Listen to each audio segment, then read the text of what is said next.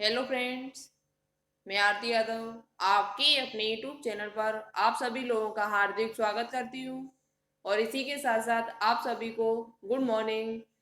तो आज हम आपके लिए जो टॉप 1000 क्वेश्चंस की हमारी सीरीज चल रही है उसकी क्लास नंबर 6 आपके लिए लेकर आए हुए हैं, जिसमें आज आपको बहुत ही बेहतरीन फिजिक्स, केमिस्ट्री और बायोलॉजी के क्वेश्चन देखने को मिलेंगे। तो आज की क्लास को लास्ट तक देखें, आपके एग्जाम्स के लिए बहुत ही इंपॉर्टेंट क्वेश्चन हो सकते हैं।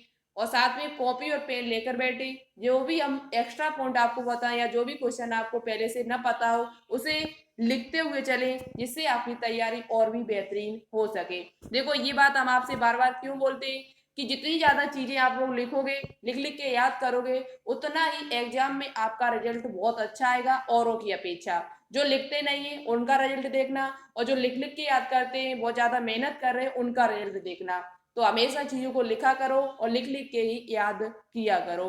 तो चलिए, टाइम ना वेस्ट करते हुए स्टार्ट करते हैं आज की क्लास को। आशा करती हूँ आज की क्लास आपको अच्छी लगेगी और ज्यादा से ज्यादा अपने दोस्तों के साथ शेयर भी करोगे, लाइक भी करोगे। और जो भी स्टूडेंट्स हमसे न्यू जुड़ेंगे वो हमारे चैनल को सब्सक्राइब कर बेल आइकन को प्रेस ऑल को क्लिक कर लें, जिससे आपकी लाइव क्लास बहुत जल्द से जल्द स्टार्ट हो जाए। जितनी जल्दी हो सके आप लोग इस चैनल को सपोर्ट कीजिए, और 1000 सब्सक्राइब जैसे ही हमारे होंगे हम आपकी लाइव क्लास स्टार्ट कर देंगे, जिससे आपकी और भी तैयारी बेहतरीन हो सकेगी। ठीक है, तो चलिए स्टार्ट करते आज की इस क्लास को।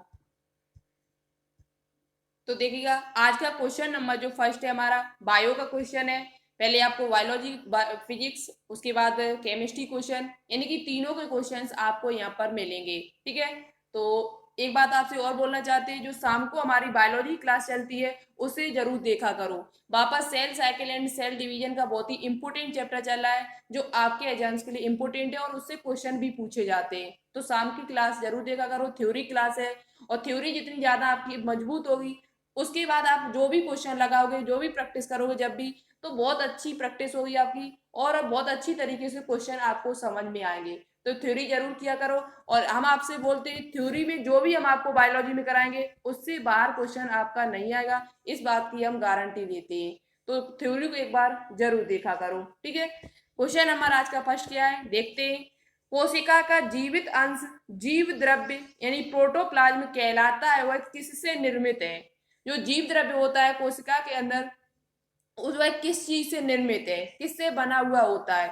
तो सबसे पहली बात है कि जो जीव द्रव्य है उसे क्या कहा जाता है, तो उसे जीवन का भौतिक आधार कहा जाता है। क्या कहा जाता है, जीवन का भौतिक आधार किसे कहा जाता है, जीव द्रव्य को कहा जाता है। ऐसा किसने कहा था, तो ये भी हमने आपको बता चुके, ऐसा हक्सले नाम के वैज्ञानिक ने कहा था। किसने कहा था, हक्सले नाम के जो वैज्ञानिक थे उन्होंने कहा था जीव द्रव्य जो होता है वो जीवन का भौतिक आधार है, जीवन का भौतिक आधार है। क्यों, देखो अभी हम आपको बता रहे जीव द्रव्य किस चीज से निर्मित होता है, केवल कोशिका द्रव्य से, कोशिका द्रव्य एवं केंद्रक द्रव्य से, केवल केंद्रक द्रव्य से, या कोशिका द्रव्य, केंद्रक द्रव्य तथा अन्य कोशिकांग से। बहुत ही इंपॉर्टेंट क्वेश्चन है, इसे नोटबुक पे नोट डाउन करते हुए चले। ठीक है, तो देखो इसका जो राइट आंसर होगा वो ऑप्शन नंबर डी होगा, कोशिका द्रव्य से, यानी कि जो हमारा साइटोप्लाज्म होता है उससे, केंद्रक द्रव्य यानी न्यूक्लियोप्लाज्म, और अन्य कोशिकांग, अन्य कोशिका के अंदर जो भी कोशिकांग पाए जाते हैं जैसे माइटोकॉन्ड्रिया, हर्तलवक,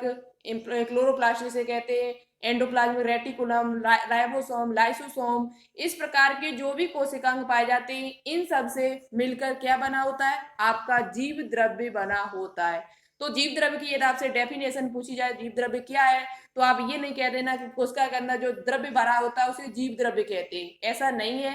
कोशिका के अंदर जो भी पाया जाता है, चाहे आपका कोई कोशिकांग हो, चाहे केंद्रक द्रव्य हो, चाहे कोशिका द्रव्य हो, कोशिका के अंदर जो द्रव्य पाया जाता है उसे कोशिका द्रव्य कहते हैं। कोशिका के अंदर जो द्रव्य पाया जाता है उसे कोशिका द्रव्य कहते हैं। ना आप कहो कि कोशिका के अंदर जो द्रव्य पाया जाता है उसे जीव द्रव्य कहते हैं, ऐसा नहीं है।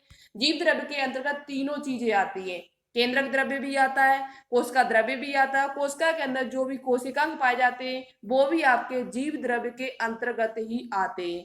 तो इसलिए ऑप्शन नंबर जो डी होगा वो इस क्वेश्चन का राइट आंसर होगा। आशा करती हूँ आपको ये क्वेश्चन अच्छे से समझ में आ गया होगा। ठीक है, चलिए नेक्स्ट क्वेश्चन की बात करते हैं। नेक्स्ट क्वेश्चन हमारा है कि निम्नलिखित में से किन कोशिकाओं में नाभिक नहीं होता है। निम्नलिखित में से किन कोशिकाओं में नाभिक यानी न्यूक्लियस नहीं होता है, यानी केंद्रक नहीं होता है। मूल रोम कोशिका में, लाल रक्त कोशिका में, प्लेटलेट्स में या मोनोसाइट में। तो देखो आपको समझ में आ गया क्वेश्चन, क्योंकि पहले से आपने कभी ना कभी इस क्वेश्चन को पढ़ा भी होगा। तो इसका जो राइट आंसर होगा वो ऑप्शन नंबर बी होगा, लाल रक्त कोशिका यानी आरबीसी।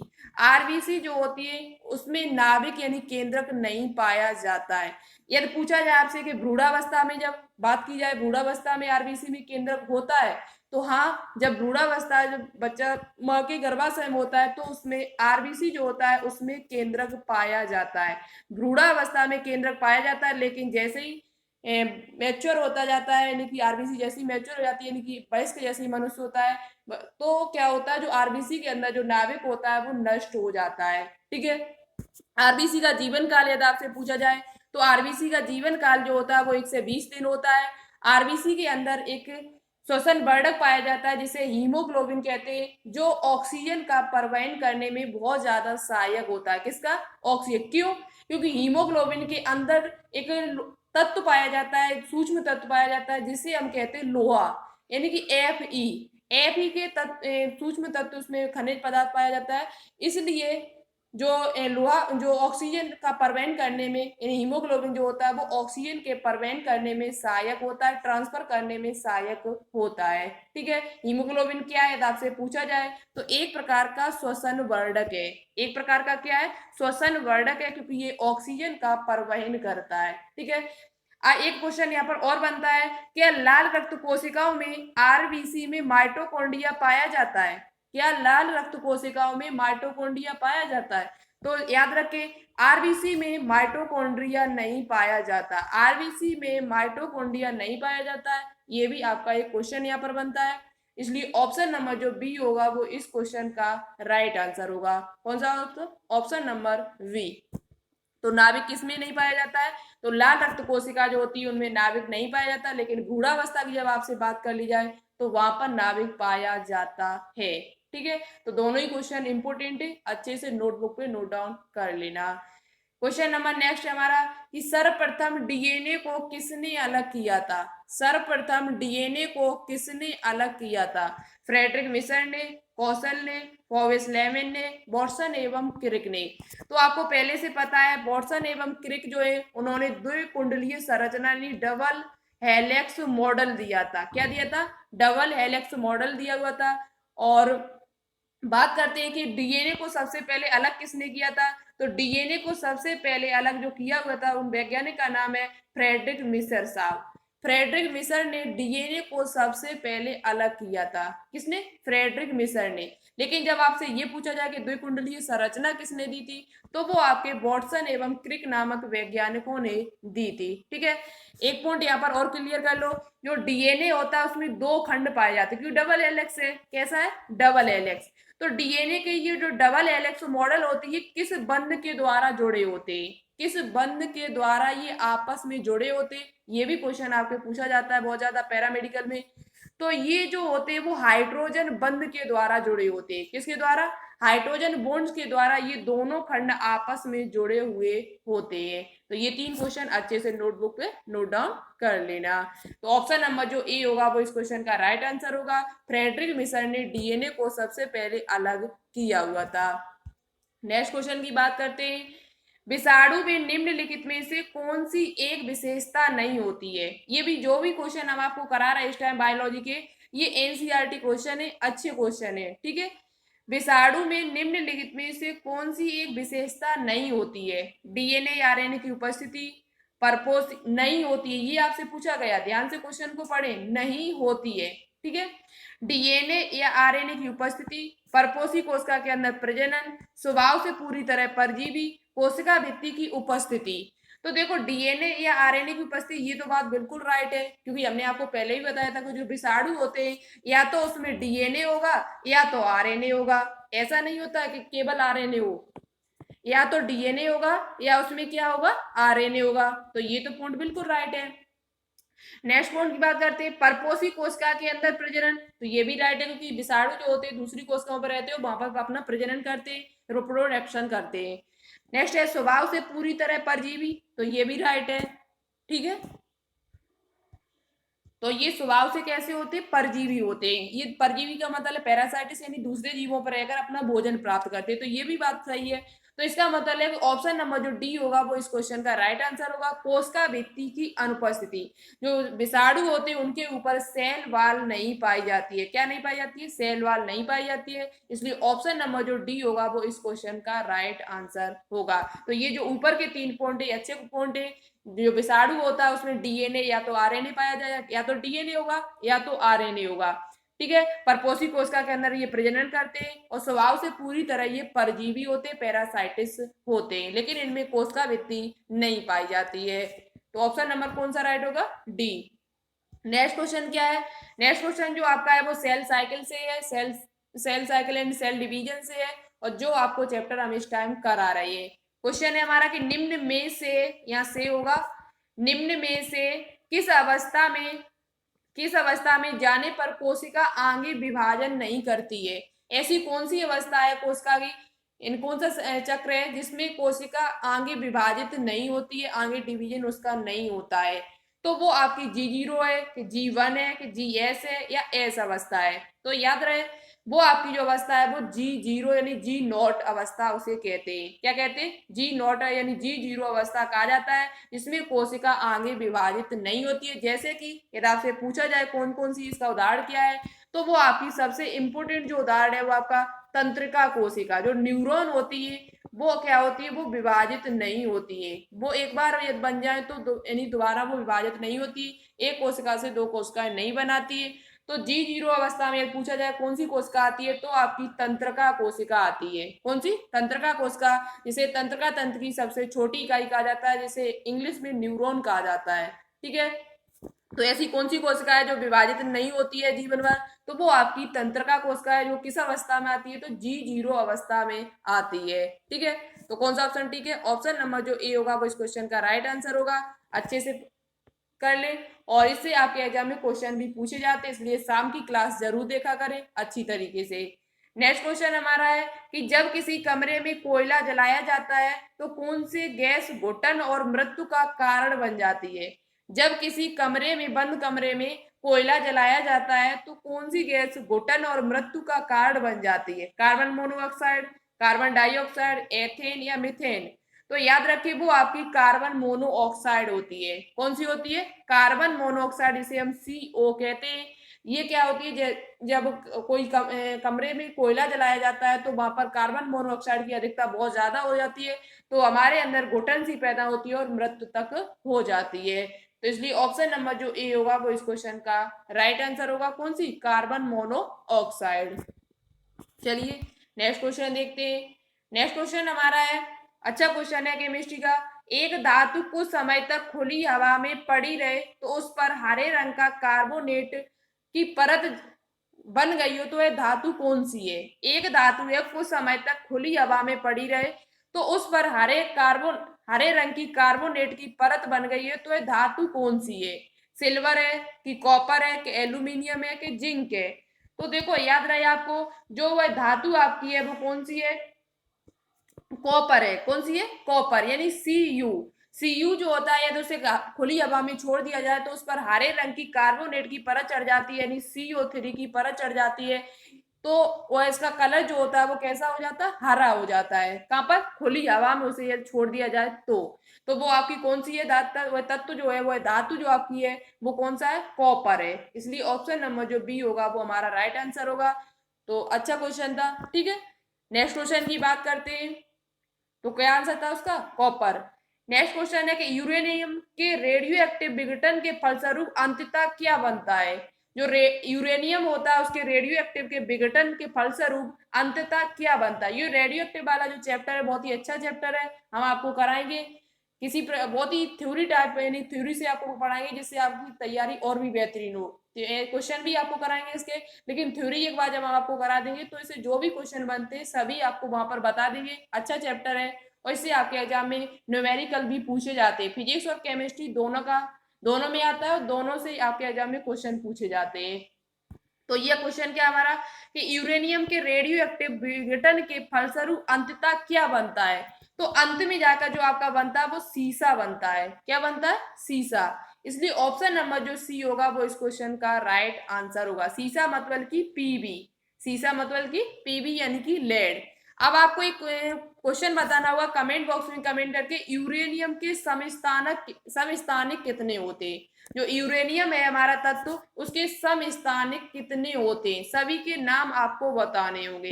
देखिए सबसे अच्छा और सबसे राइट आंसर कौन देता है इसका। चलिए नेक्स्ट क्वेश्चन की बात करते हैं। नेक्स्ट क्वेश्चन आपका है, सूची वन को सूची सेकंड से मिलान कीजिए। सूची वन को सूची सेकंड से मिलान कीजिए। इलेक्ट्रॉन, क्वांटम सिद्धांत, अपवर्जन सिद्धांत यानी परमाणु क्रमांक, ये किसने दिए थे। तो सबसे पहले आपको पता होना चाहिए कि यहाँ पर एक कूट आपको दिया नहीं है, फिर भी आपको मिला के आप बता सकते हो। तो सबसे पहले हम बात करते हैं यहाँ पर, तो देखिएगा यहाँ पर जैसे कि इलेक्ट्रॉन आपको दिया हुआ है, तो इलेक्ट्रॉन की खोज किसने, यहाँ पर जो दिए गए दर वाले जो आपको ऑप्शन दिए वो खोज से संबंधित है सभी। तो इलेक्ट्रॉन की खोज किसने की थी, तो इलेक्ट्रॉन की जो खोज की थी वो जे जे थॉमसन ने की थी। किसने की थी, जे जे थॉमसन संबंधित है। तो इसलिए पहले नंबर पे यहाँ पे तो 2 आएगा। अब बात करते हैं क्वांटम सिद्धांत किसने दिया था। तो क्वांटम सिद्धांत जो आपका दिया था वो मैक्स प्लॉक नाम के वैज्ञानिक ने दिया था। तो 2 के बाद यहाँ पर 4 आएगा। क्वांटम सिद्धांत जो आपका दिया था वो किसने दिया था, मैक्स प्लॉक नाम के वैज्ञानिक ने दिया हुआ था। बात करते हैं अपवर्जन सिद्धांत किसने दिया था, तो अपवर्जन सिद्धांत जो आपका है वो पाउली ने दिया था। तो इसलिए यहाँ पर 3 आएगा।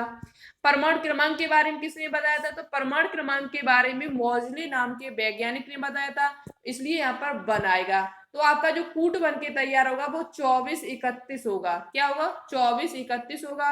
लेकिन आपको यहाँ पर ये चीजें अच्छे से याद करनी, हम कूट लेकर नहीं आए, मेन बात है कि आपको तो याद करना है। ठीक है, एग्जाम में आपको इस प्रकार के कूट मिलेंगे 2431, 2432, तो वहां पर जो ऑप्शन आपको सही लगे वहीं पर आपको टिक कर देना है। ठीक है, क्योंकि जगह थोड़ी यहाँ पर कम थी। तो इलेक्ट्रॉन की खोज किसने की थी, जे जे थॉमसन ने। क्वांटम सिद्धांत किसने दिया था, मैक्स प्लॉक ने। अपवर्जन सिद्धांत किसने दिया था, पाउली ने। परमाणु क्रमांक के बारे में किसने बताया था, तो मॉजले ने। ठीक है, तो इसका क्या बन के तैयार हुआ, 2431। नेक्स्ट क्वेश्चन की बात करते हैं। नेक्स्ट क्वेश्चन है कि चमगादड़ बाधाओं का पता लगा सकता है क्योंकि उत्पन्न करते हैं।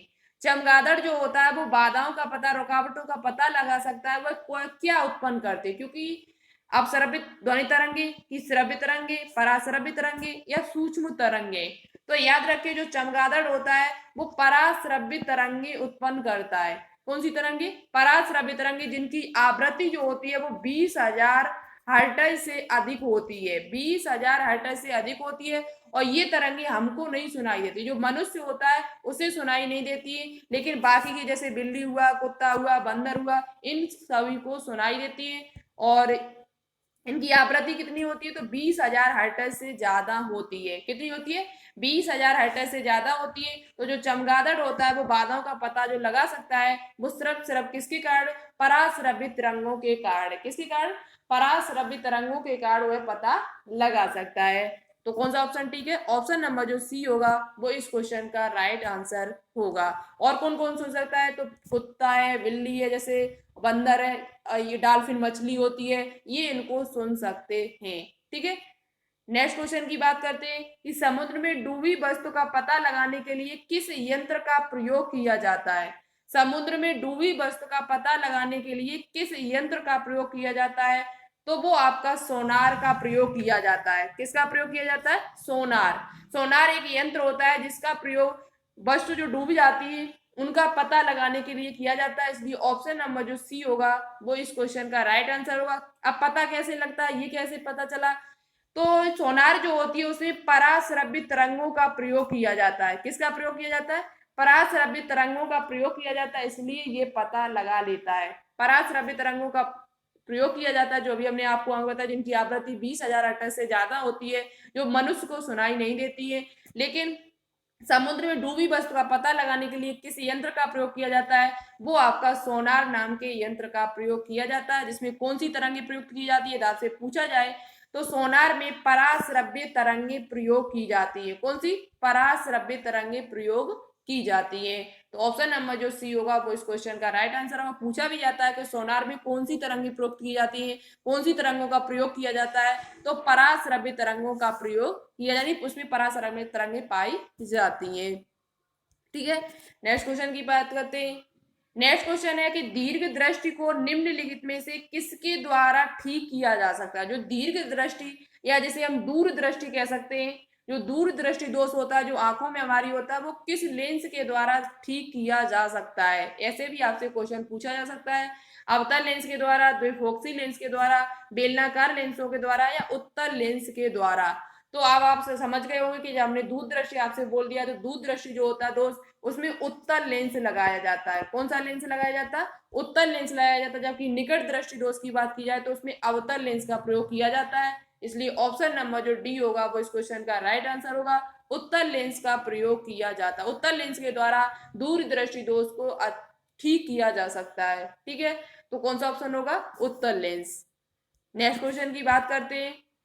नेक्स्ट क्वेश्चन है, इसका आंसर आपको कमेंट बॉक्स में देना होगा। एनसीईआरटी क्वेश्चन है, बायोलॉजी का क्वेश्चन है और बहुत ही इंपोर्टेंट क्वेश्चन है आपके एग्जाम्स के लिए। देखें सबसे अच्छा और सबसे राइट आंसर इस क्वेश्चन का कौन हमको देता है। क्या आप वर्गीकी का सही क्रम पहचान सकते हैं? इसमें वर्गीकी का जो टेक्सोनॉमी उसका सही क्रम आपको बताना है। सबसे पहले क्या आता है? जाति, गण, संघ, जगत, वंश, जात या गण जगत, जात, वंश, फिर उसके बाद गण, फिर संघ, फिर जगत।